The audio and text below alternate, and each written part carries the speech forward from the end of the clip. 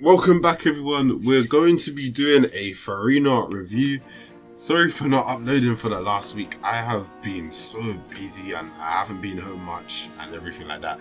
I have a few videos that cooking in mind, which I've been working on passively for like the past week or something. I think I spent like, 5 hours on this one video. I don't even know how, it's not even that long.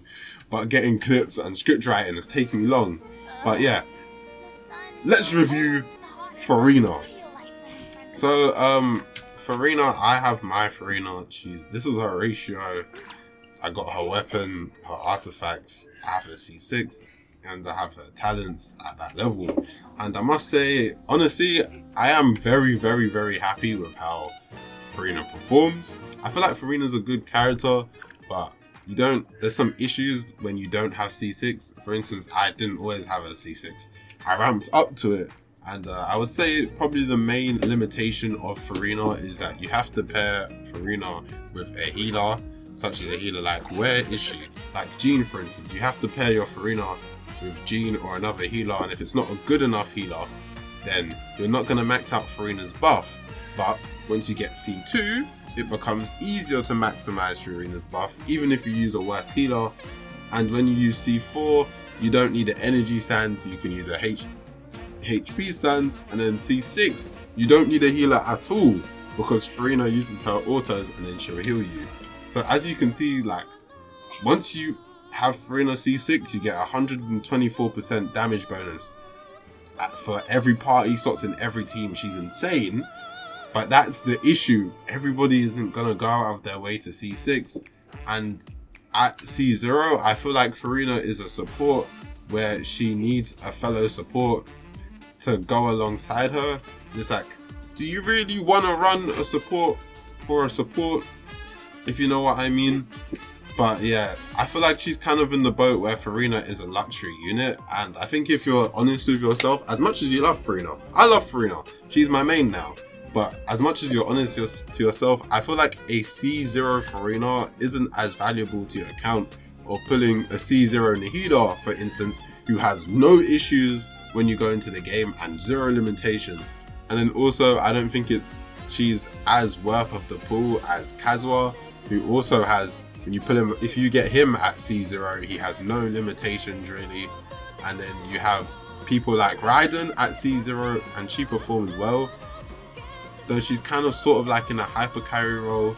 Zhongli at C0, who does his job, you're going to get a good shield, he doesn't rely on another character. And then Venti at C0, he can just do whatever you need and group the enemies. However, I feel like Furina is the only Archon that we have so far that can't really just be put into any team and it will feel like the team will work, unlike the other Archons. Of course, Nahida, you can't do any team, it has to be Dendro related. But if it is Dendro related, that's insane.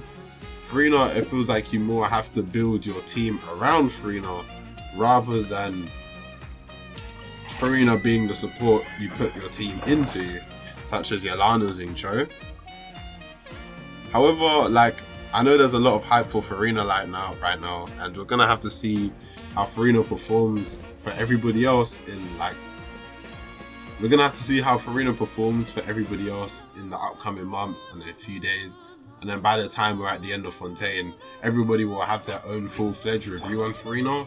Though, if I'm very honest to you, would I recommend Furina to new players? Honestly, no, I wouldn't recommend Furina to new players. And I feel like she's the first Archon where I said that, because not only do you need to have a team comp to run around Furina, you also need to know about like the healing if you want to get full stacks. I feel like she's less of a casual character compared to the other Archons, if that makes sense.